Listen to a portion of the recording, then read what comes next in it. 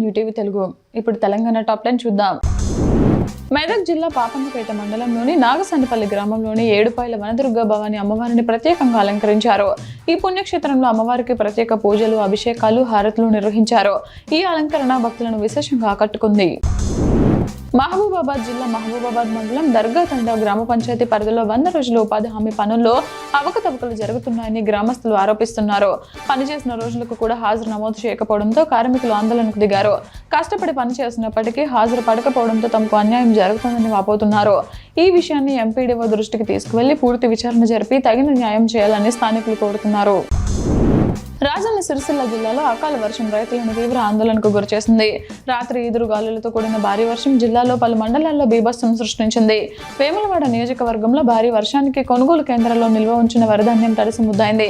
ఈదురుగాలులకు tarpaulin కవర్లు ఎగిరిపోవడంతో ధాన్యపు రాశులు పూర్తిగా వర్షానికి తడిసిపోయాయి. బస్తాల్లోకి నీరు చేరడంతో రైతులు ఆవేదన వ్యక్తం చేస్తున్నారు. తడిసిన ధాన్యాన్ని కూడా కొనుగోలు చేయాలని రైతులు ప్రభుత్వాన్ని కోరుతున్నారు. ఖమ్మం జిల్లా మదర్లోని బోనకల్ మండలం ఆలపాడు గ్రామ దళిత కాలనీలో పేరుకుపోయిన డ్రైనేజీ సమస్యను వెంటనే పరిష్కరించాలని గ్రామ కాంగ్రెస్ పార్టీ నాయకులు డిమాండ్ చేశారు.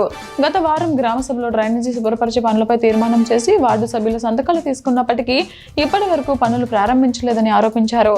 సమస్యపై ప్రశ్నిస్తే సర్పంచ్ వ్యక్తిగత దూషణలకు దిగుతున్నారని తెలిపారు.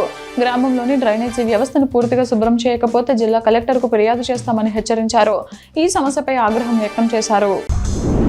సంగారెడ్డి జిల్లా న్యాల్కల్ మండల కేంద్రంలో భారీ వర్షం కురిసింది. తెల్లవారుజాము వరకు ఎడతెరిపి లేకుండా కురిసిన వానతో ప్రధాన రహదారులు, లోతట్టు ప్రాంతాలు జలమయమయ్యాయి.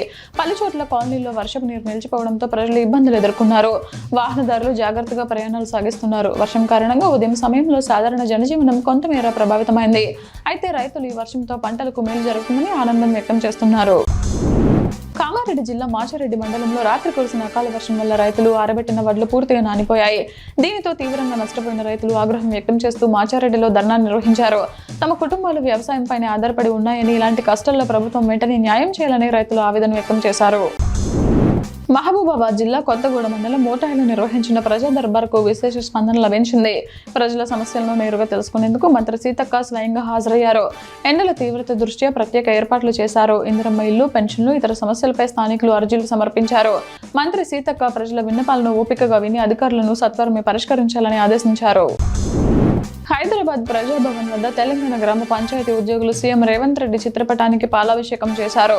ప్రజావాణిలో సమర్పించిన డిజిగ్నేషన్ కరెక్షన్ దరఖాస్తులపై వేగంగా విచారణ జరుగుతోందని, ఇప్పటికే కొంతమందికి సమస్యలు పరిష్కారమయ్యాయని ఉద్యోగులు తెలిపారు.